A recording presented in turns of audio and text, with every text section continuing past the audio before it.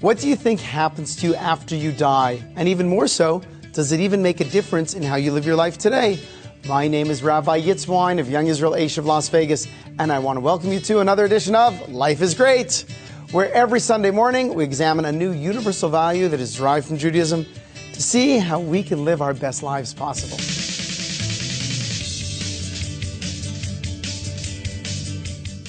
Good morning and welcome back. You know, we Jews have a very definite tradition in terms of life after death. We have definite traditions about everything, and it's very important to understand the composition of a body and a soul as they go together and what happens when we pass from this world. It's very interesting. There's a story told of a person. He's doing his taxes and his accountant calls him up and he says, "Hey, Mr. Schwartz, I noticed that you sent some very large donations to a church, to a synagogue, to a mosque, to a Buddhist temple, and you even sent something to the Society of Atheists. I'm just wondering, by the way, what is your religion?" And Schwartz said, "Well, the truth is I don't believe in any of this stuff, but I figure I'm not going to be around forever, so I may as well cover all my bases." Okay? Now, a lot of people stop and say, wait a second, you know, what really does happen when we pass from this world to the next? And I will share with you, being a rabbi for over 20 years, one of the most important and comforting concepts I can discuss with a family when they are grieving over a lost one is what actually happens to our soul. Where does it go? And is it really relevant for how we live today? So I went over to my favorite coffee bean and I asked some of you, tell me, what do you think about life after death? And is it really relevant for how you live your life today? Let's take a look at what some of you had to say. Marco, do you believe in life after death? I do. I do believe in life after death, yes. Does it make a difference in how you live your life today? Yes, it makes a big difference, yes. Well, what's the difference? Just have to make sure whenever you pass by another life or you pass in a better life, they call it, and you're going to rest, you make sure you're in peace with God. That's what I believe. And you make sure whatever you do to yourself and to others is going to be reflected in your second life, if we say it that way. Beautiful. Do you believe in life after death? I don't know. Wow, okay. Does it affect how you live your life by the fact that you don't believe in life after death? I feel like I appreciate the limited time that I have here more because I don't think that there's anything after this. Perfect. Great, thank you. All right, so you see there are different opinions in terms of what happens after we die. Well, I will share with you that in Judaism we have some very definite traditions about everything in life, including life after death. Now, unfortunately, or maybe fortunately, nobody has died and then come back and told us whether or not we are right or wrong. But at the same time, we are very confident in the same way that we have all kinds of traditions in terms of how we behave, traditions in terms of our holidays. We are very confident about this philosophy, our definition of a body and a soul, the role, the combination of the two of them, and then what happens after we die, and what happens in the world to come, vis-a-vis heaven and the Jewish concept of hell, reincarnation, and all of these things. But let's get straight into it. Why is it so important, first of all, to know that there is something after we pass on from this world? See, if you look in the Torah, when God created Adam, He created Adam as a physical being, and then He blew into him a neshama, a soul. And that is the definition of a human being. It's a combination of a body and a soul. So important is this, and relevant for our daily lives, is that in Judaism we would say that it should affect most of the decisions we make throughout the day. In other words, like this: if I know that I'm a body and I'm a soul, so then I will understand the priorities in terms of the dynamic of free will. In essence, my body is, well, it kind of wants to fall asleep, it wants to go down on the ground. It's physical. My soul is striving for accomplishment. It's striving for a connection with the Almighty. If I can make decisions based on asking the question, is this my higher self that is pushing me to do something, or my lower self that's pushing me to do something? Is it something that more resembles, is my desire something that resembles an angel or a spiritual being? Or perhaps it's something that's resembling an animal and a lower being. immediately you can see that just by asking that question as I go through the day, I will be able to alter perhaps my decisions and my behaviors. That's the first and most important part of understanding there's life after death. We all know our bodies die. They turn into basically a piece of meat and they decompose in the ground. We all know that. But that's not us. And you ask yourself, what is you? Look in the mirror and say, what is me? If you got rid of an arm, are you any less you? Got rid of a couple of legs, both your arms, both your legs. Are you still less you? When I ask you, point to yourself. Where are you pointing? Some of you are pointing over here, but many of you, most of you are pointing right here. You're pointing to your heart. You're pointing to something in here. So we have to recognize that our bodies are not us. What is our body? What is our soul? There are two different compositions that are put in this world to work together. You have to view it a little bit like your body is kind of your car. It's a rental car, right? You fly up to Paris. You only have a layover of 8 hours before you're continuing on to your final destination. What do? You go out there, check your baggage, rent a car, and go around, see as many sights as you can see in that layover. That's what you do. Your soul comes down into your body in this world, and then the body carries it around, and you do all sorts of good things, hopefully. Once in a while you make a mistake. And then, at the end of a period of time, the maximum time in Judaism would be 120 years, just because that's how long Moses lasted for, and therefore we give each other a blessing. You should live to be 120 years old, right? So therefore, the body and the soul, they separate. The body goes in the ground, and the soul goes to the next world. That's the first relevance in terms of understanding the difference between the body and the soul, the relationship. You have a tension there, free will tension, a tension between my higher self, my lower self. And I would encourage you to go around and, as you go throughout the day, ask yourself, is this my higher self that's pushing me to do this, or is it my lower self?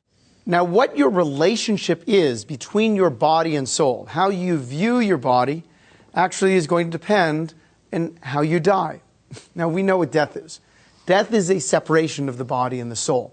But the Talmud gives two possible options for death. One way is that when the soul separates from the body, it can be like taking a thorn and pulling it through some wool, right? You can say it rips apart. It's a painful way to leave this world. The other way is by taking a hair just off the top of a glass of milk. There's just a little bit of tension, but when you pull it off, it's just gone. So there'll always be a little bit of tension. But depending on my relationship with my body and who I am, that'll depend on how difficult it is for my soul to pick up and leave this world. And remember, the Talmud also gives us this analogy in terms of the relationship of the body and the soul of a horse and a rider. That you know that you have a horse is a very, very powerful thing. And if it's controlled by a rider who knows what he's doing, then you can accomplish a lot of things. However, if you have a horse that is in control without a rider, then it runs wild and it can cause all sorts of havoc. When our bodies are left out of control and our bodies are making our decisions, our lower self, it's an animal, and all of a sudden it can cause all sorts of havoc in our world. But if our souls are directing our bodies, then we can actually accomplish some very, very, very beautiful things. And when the end of our time in this world comes, then and it is time for a separation between the soul and the body, so then it's just a little bit of tension, and then the soul can go on and take care of what it needs to take care of. Question is, what does it need to take care of? So let's go through exactly what happens after we die. What is the experience that our soul will go through? Now, before I share with you Jewish tradition's take on it, I also went back to Coffee Bean and asked some of you what your perception was of going to the next world. And I even asked, what do you think God will ask you when you show up there? Let's see what some of you had to say. I believe that you become a spirit. You go to heaven, I believe, in the kingdom with God, and your family. I believe I'll see my loved ones and be happy. Any questions you're asked? Is God going to ask you any questions? I feel like God already knows, so he's either going to accept you or reject you. All right. That's how I feel. That's the first question I think is going to be. If you've been good with yourself and with another ones in just with your loved ones as well. And if you've been good, what happens? How does he reward you? Or does he reward you? I think he just reward you to see your loved ones, to be good, and you can see them from where you're going to be. And I think you're just going to rest in peace. Welcome back. Now, let's go through the order of what happens to the soul after it leaves the body. Now, remember, perhaps the most significant part of understanding that you are a soul and not just a body, but your body and a soul together, is to understand that every single action that we do, every thought we think, and every word we speak is significant. There are things that we do in this world, we say, it was nothing. No, everything we do is something. Sometimes you do something bad and you say, just like, we'll sweep it under the rug. Don't worry about it. No one will notice. Well, you know what? The concept of the next world means that no, someone will notice and we will be called out on that bad thing. So we have to kind of fix it before we pass on to the next world. Sometimes you do something good for people and they go, and thank you so much, and you're tempted to say, it was nothing. Never say it was nothing, because to them, it was something. It might have been something, it might have been easy for you to do, it might have even been your pleasure, but it was something. Everything we do is significant because, as we are going to see, everything we do, we will be held accountable for, in a good way, for a sense of reward and a sense of correction. Let's begin with the process. This is what happens. A person is sitting there, they get ill, and all of a sudden the Almighty determines it is time for their body and their soul to separate. So it separates. The soul hovers over the body. Now, if you've ever been present when someone dies, you'll notice that all of a sudden, and it is sudden, their color changes, and they literally go from being a human being to literally being a piece of meat. If you've ever had that experience, you look at this and say, oh my, there's a change. You know when a soul exits the body. So now the soul is hovering over the body, and it stays hovering over the body until the person is buried in the earth. And that's why in Judaism, we first of all bury people as quickly as possible. In Israel, very rarely is a person buried after 24 hours. I mean, it happens within the same day. And even in America, we do it as quickly as we possibly can. We also do not cremate our dead, because there has to be a process. What happens to the body? The body goes in the ground. And again, in Israel, they just wrap you up in shrouds and put you directly in the ground. Here, we put you in a plain pine box that actually has holes drilled into it so that the body can decompose in the most natural, really, hopefully, quickest way possible. Because the decomposition of the body is good for the soul. The soul is there, it's present. And as the soul watches the body decompose, it realizes that this is not me.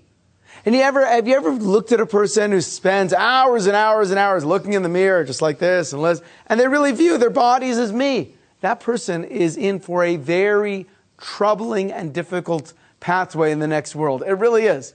Rather, the soul is educated and says, oh, you know what? That's not me. It's okay. And as soon as the body is decomposed, as soon as it's buried, and then the decomposition, things happen in stages, the soul goes to the world of souls. Now, the world of souls has two parts to it.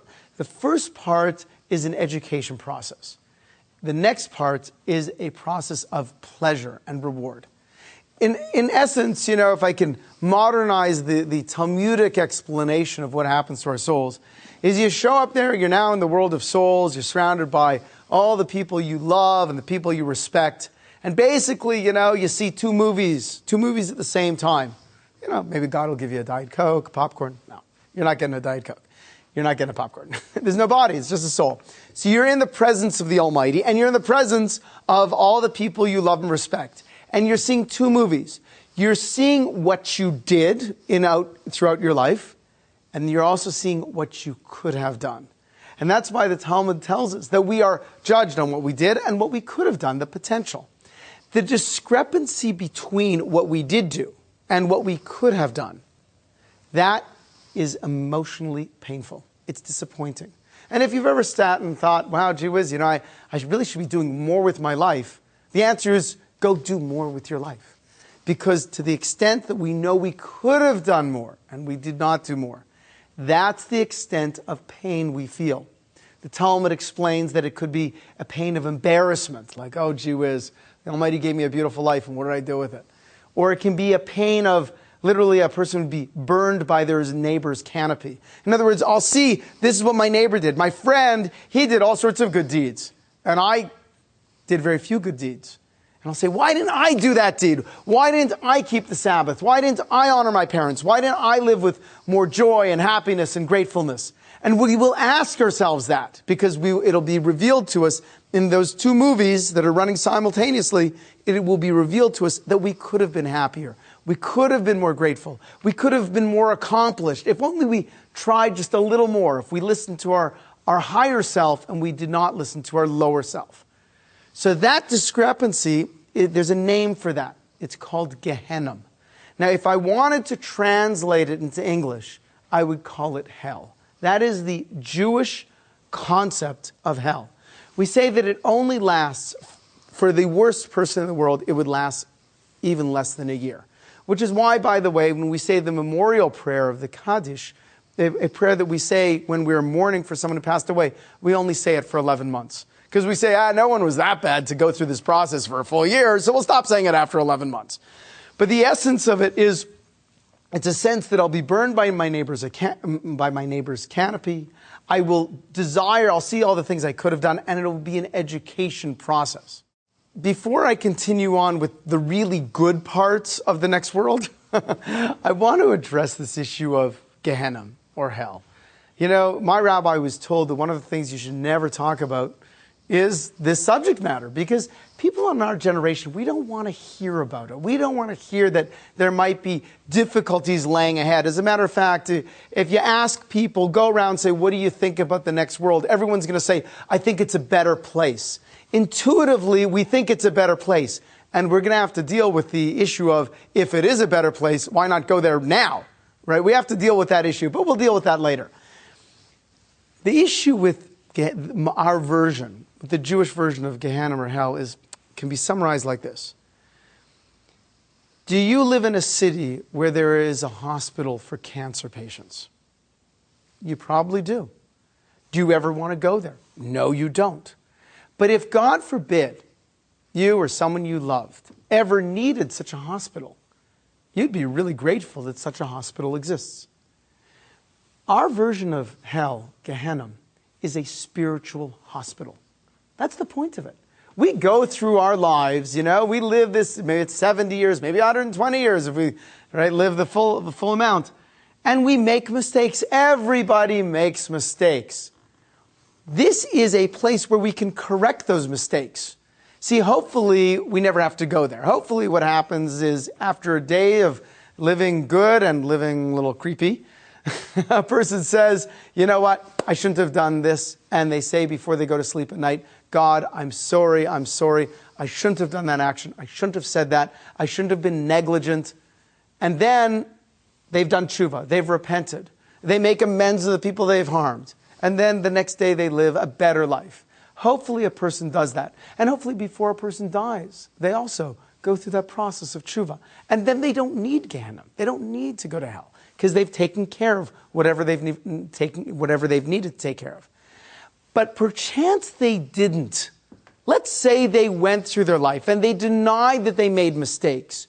So then, thank God, there's a place where we can go and we can kind of go through that treatment, so to speak, in order that we can get to the next stage of the world of souls, which is very pleasurable.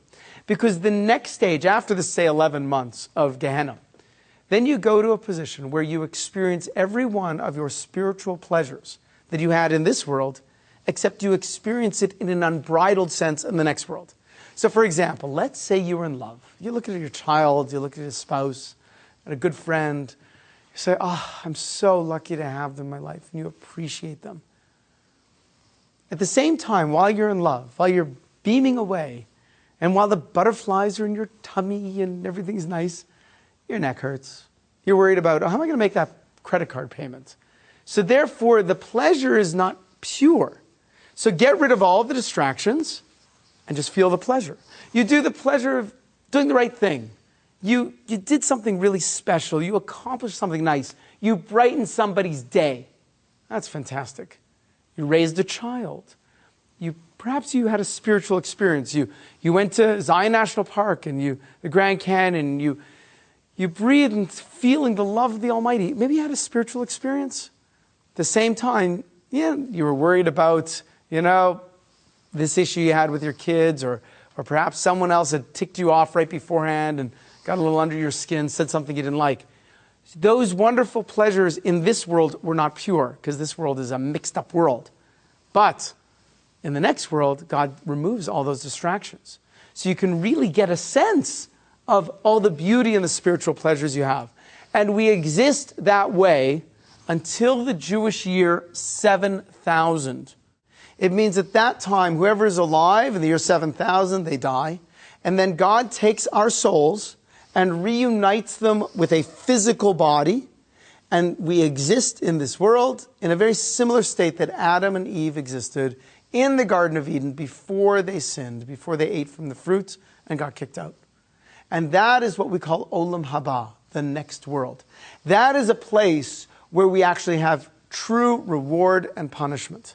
That is a time when all the scores get settled, so to speak.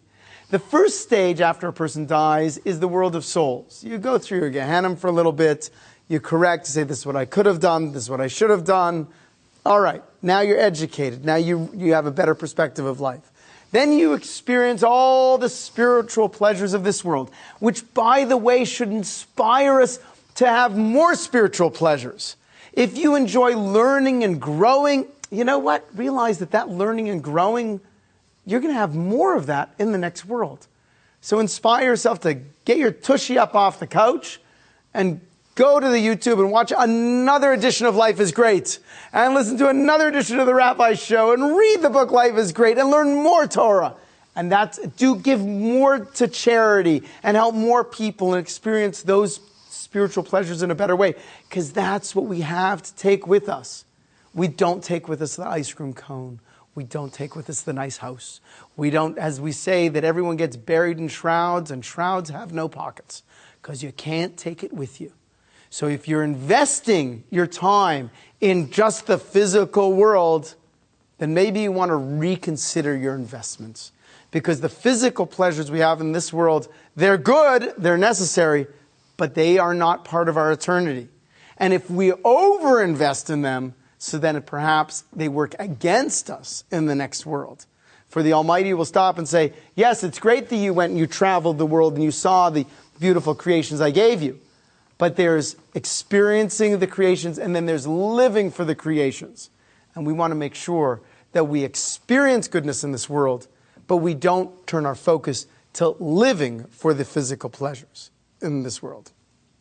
Now, obviously, I have not exhausted the entire topic of what happens after you die and what's the significance of each stage. We just kind of gave you a little taste of it today. What I would like to encourage you to do, however, is write down your questions. Please email them to me at rabbi@therabbishow.com. And God willing, next week, we will go through all of your questions and we will explore this topic in an even deeper way. Because I think if you can just stop for a moment, realize how incredibly impactful this material could be for you and those who you love. So I would also encourage you to go onto the YouTube, my channel, Yitz Wyne, and spread this message around so that people can stop and they can realize, hey, wait a second. Sometimes I have a higher self that is pushing me to go in a direction, and sometimes I have a lower self that's pushing me in a direction. And to realize that everything we do in this world is very, very significant. And in the next world, we will be judged. We'll be judged with those things that we did do and those things that we could have done. And the Almighty loves us so much that He wants to give us a chance to experience our spiritual pleasures in an unbridled way, and that is something which we can look truly forward to in the next world. I'm Rabbi Yitz Wyne of Young Israel Aish Las Vegas. I want to invite you to come on by my synagogue over here in Las Vegas, and I promise to make you feel very, very welcome. And I want to wish you a blessing for the coming week, that the Almighty should inspire you to listen to your higher self, and that your life should be filled with meaningful and pleasurable accomplishments.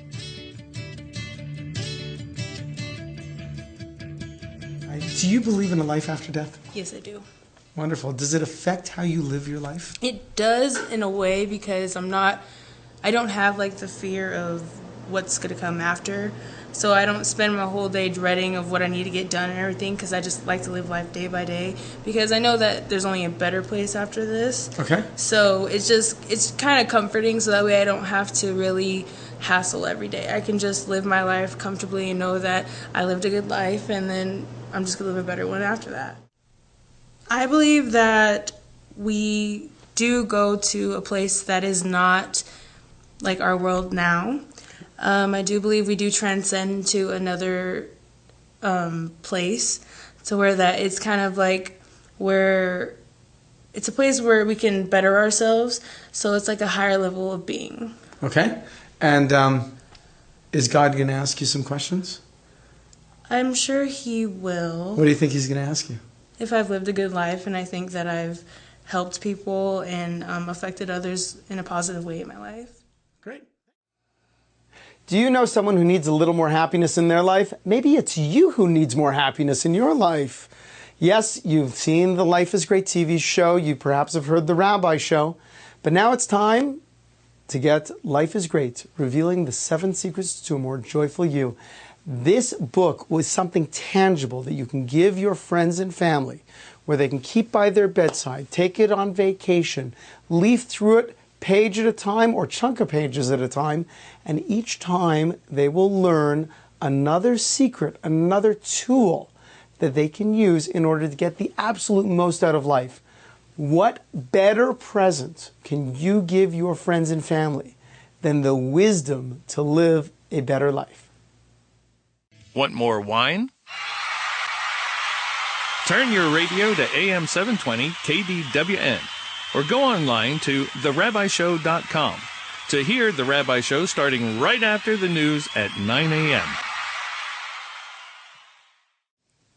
Thank you so much for joining me today in Life is Great. You know, there are so many people that are benefiting from this television program, from the Rabbi Show radio program, our YouTube broadcasts, and reading my book, Life is Great. I want to thank all of you, and I want you to know that the only way we can continue to distribute and to do these programs are through your generous contributions to therabbishow.com. So I'd like to encourage you today to go to therabbishow.com and make some kind of donation. Everything is appreciated in order to help us continue to spread these positive values and enrich and enhance other people's lives. Thank you.